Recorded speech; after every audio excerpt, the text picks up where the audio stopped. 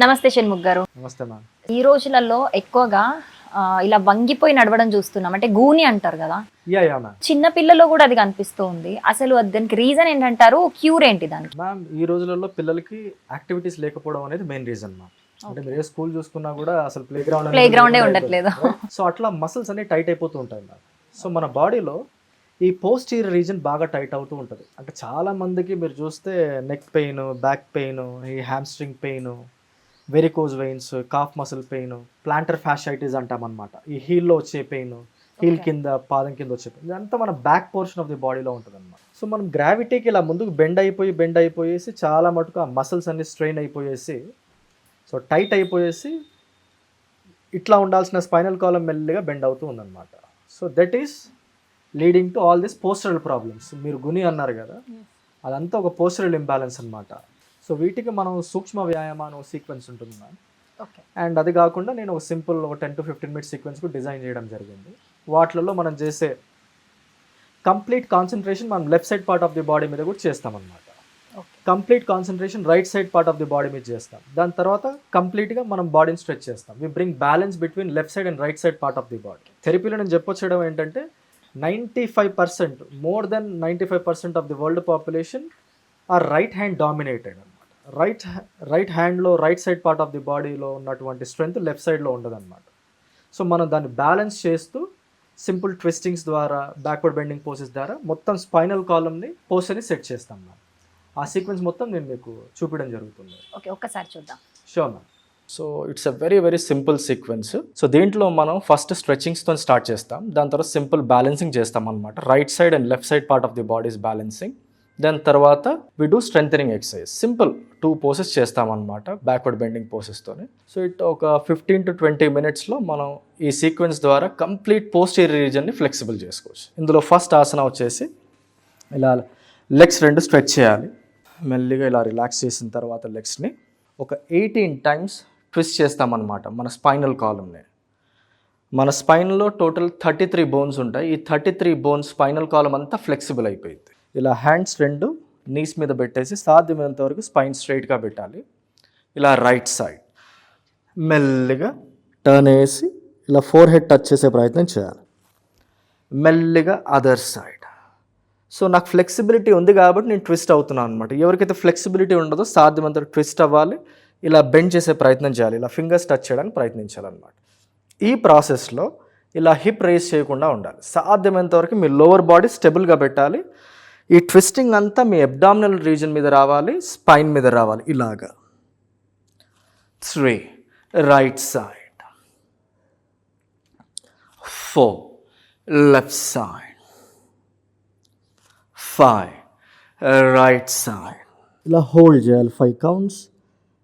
1 2 3. మీ hands మీద బాగా wait పడుతుంది, మీ హ్యాండ్స్ కూడా స్ట్రెంగ్తన్ అవుతాయి. 4 5 అదర్ సైడ్. మెల్లిగా ట్విస్ట్ వేసి బెండ్ అవ్వాలి. 1 2 3 4 5. ఇక్కడ అబ్డామినల్ రీజన్ మీద బాగా ట్విస్టింగ్ రావడం వల్ల మీ అబ్డామినల్ ఆర్గన్స్ ఫంక్షనింగ్ కూడా బాగా ఇంప్రూవ్ అవుతుంది అనమాట. దీని తర్వాత మెల్లిగా మీ 2 లెగ్స్ ఇలా దగ్గరగా పెట్టేసేయాలి.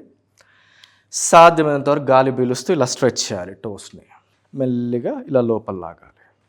10 times గాలి పీలుస్తూ బాగా స్ట్రెచ్ చేయాలి. మెల్లిగా వదిలేస్తూ లోపల లాగాలన్నమాట. Inhale, exhale, inhale, exhale. సాధ్యమైనంత వరకు గాలి పీలుస్తూ స్ట్రెచ్ చేయాలి. 5 counts హోల్డ్ చేయాలి. 1 2 3. బాగా స్ట్రెచింగ్ వస్తుందన్నమాట మొత్తం మీ ఫీట్ మసిల్స్లో. 4 5. సాధ్యమైనంత వరకు ఇలా లోపల లాగాలన్నమాట. లోపల లాగినప్పుడు మీ second heart of the body, calf muscles బాగా స్టిమ్యులేట్ అవుతాయి అన్నమాట.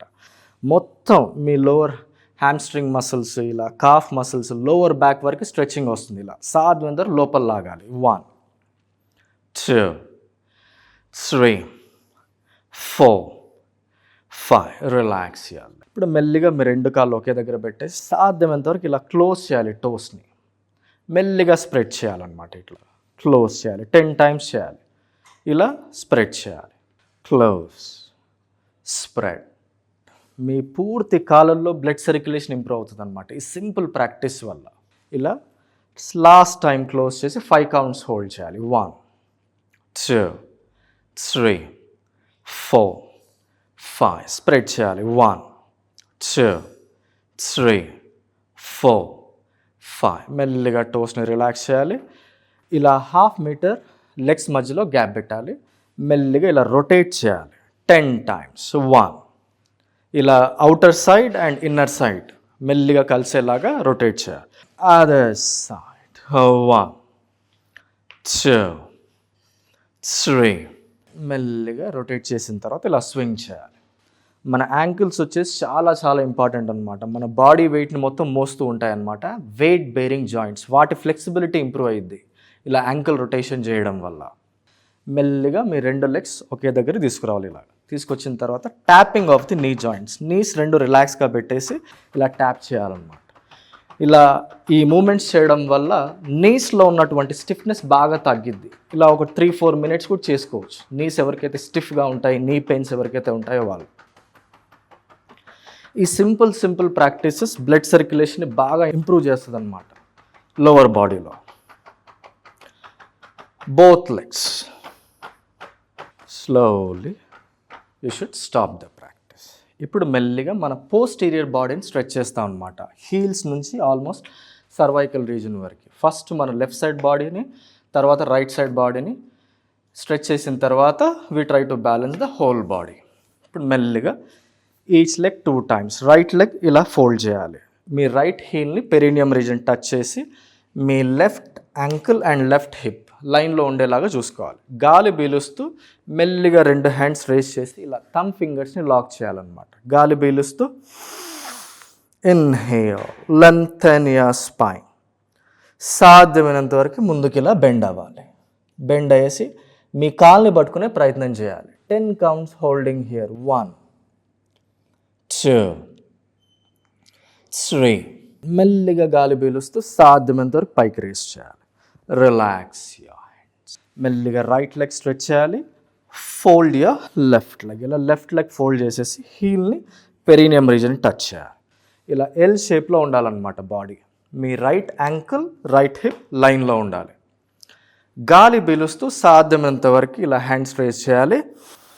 లెంథెన్ యువర్ స్పైన్. సాధ్యమైనంత వరకు స్పైన్ని లిఫ్ట్ చేయాలి. గాలి వదిలేస్తూ మెల్లిగా ముందుకు బెండ్ అవ్వాలి. 1 2 3 పూర్తిగా మీ calf muscle, hamstring muscle, lower back, spinal column బాగా స్ట్రెచ్ అవుతూ ఉంటుంది ఈ పోస్ట్లో. సాధ్యమైనంత వరకు బెండ్ అవ్వాలి. Lengthen your spine. మెల్లిగా హ్యాండ్స్ రిలాక్స్ చేయాలి.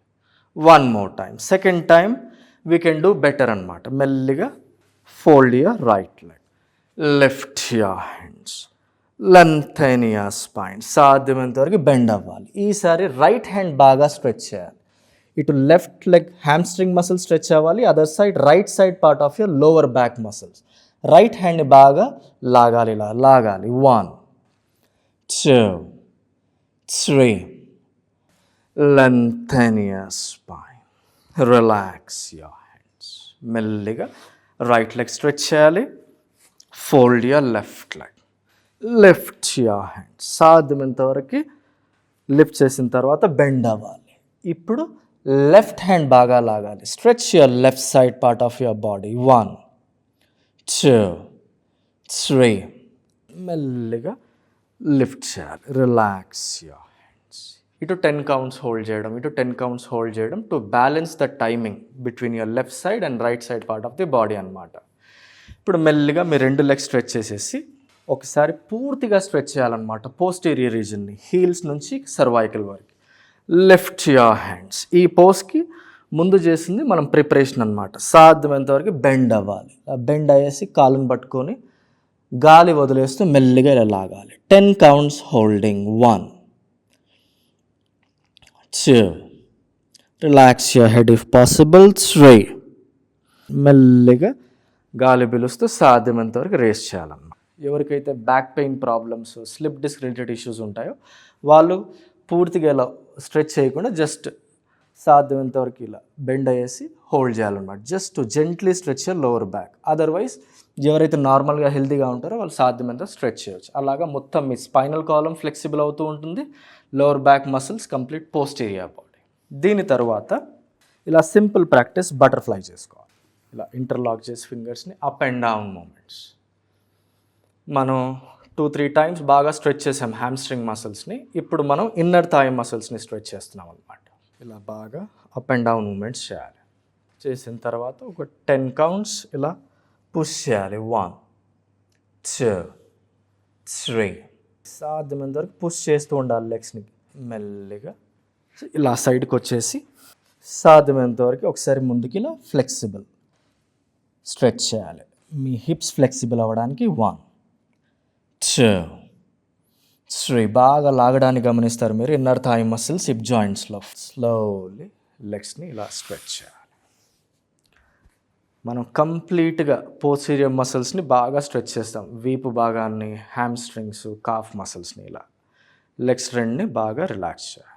ఇప్పుడు మెల్లిగా ఇలా రైట్ లెగ్ ఫోల్డ్ చేసేసి రైట్ సైడ్కి తీసుకురావాలి. లెఫ్ట్ సైడ్ నుంచి లెఫ్ట్ లెగ్ ఫోల్డ్ చేయాలి. ఇలా మెల్లిగా పొట్ట మీద పడుకోవాలి. 2 హ్యాండ్స్ ఛాతీ పక్కన పెట్టేసి ఇలా చిన్ని టచ్ చేయాలి. గాలి పీలుస్తూ సాధ్యమైనంత వరకు అప్పర్ బాడీని రేస్ చేయాలి. జెంటిల్ ప్రెషర్ వస్తుందన్నమాట మీ లోవర్ బ్యాక్లో. 10 కౌంట్స్ హోల్డ్ చేయాలి. 1 2 3. మీ పొట్ట మీద, ఛాతీ మీద, థ్రోట్ మీద స్ట్రెచ్ వస్తుంది. ఇలా స్ప్రెడ్ చేయాలి. ఫింగర్స్ని సాధ్యమైనంత వరకు లిఫ్ట్ చేయాలి. పైకి చూడాలి. 2 3. Slowly relax your body. ఇప్పుడు మెల్లిగా 2 హ్యాండ్స్ ఛాతీ పక్కన తీసుకురావాలి. ఇలాగా గాలి పీలుస్తూ మెల్లిగా రేస్ చేయాలి. ఇలా పైకి చూడాలన్నమాట. చాలామంది ఇలా హ్యాండ్ స్ట్రైట్ చేసేసి ఇలా పెట్టేస్తారనమాట.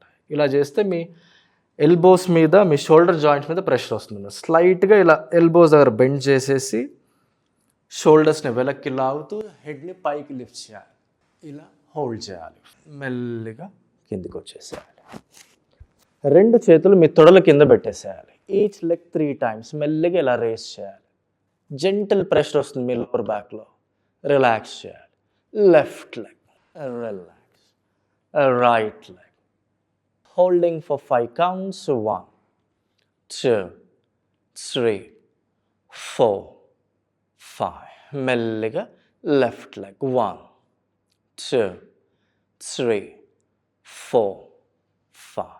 మెల్లిగా మీ 2 లెగ్స్ రేస్ చేసే ప్రయత్నం చేయాలి. 1 2 3. మీ 2 హ్యాండ్స్ మీ తల కింద పెట్టేసి ఇలా రిలాక్స్ చేయాలి. లాస్ట్ పోజ్ చేయాలి. మెల్లిగా మీ 2 లెగ్స్ ఫోల్డ్ చేసి యాంకిల్స్ని పట్టుకోవాలి. Upper body and lower body సాధ్యమైనంత వరకు రేస్ చేయాలి. 10 కౌంట్స్ హోల్డింగ్. హెడ్ పైకి రేస్ చేయాలి. 1 2 3. సాధ్యమైనంత వరకు లిఫ్ట్ చేయాలి. Neck stiffness, back stiffness, spinal column stiffness పూర్తిగా తగ్గిపోతాయి. మీ టోటల్ బాడీ వెయిట్ మీ అబ్డామిన్ మీద రావడం వల్ల అబ్డామినల్ ఫ్యాట్స్ తగ్గుతాయి. అబ్డామినల్ ఆర్గన్స్ ఫంక్షనింగ్ కూడా ఇంప్రూవ్ అవుతుంది.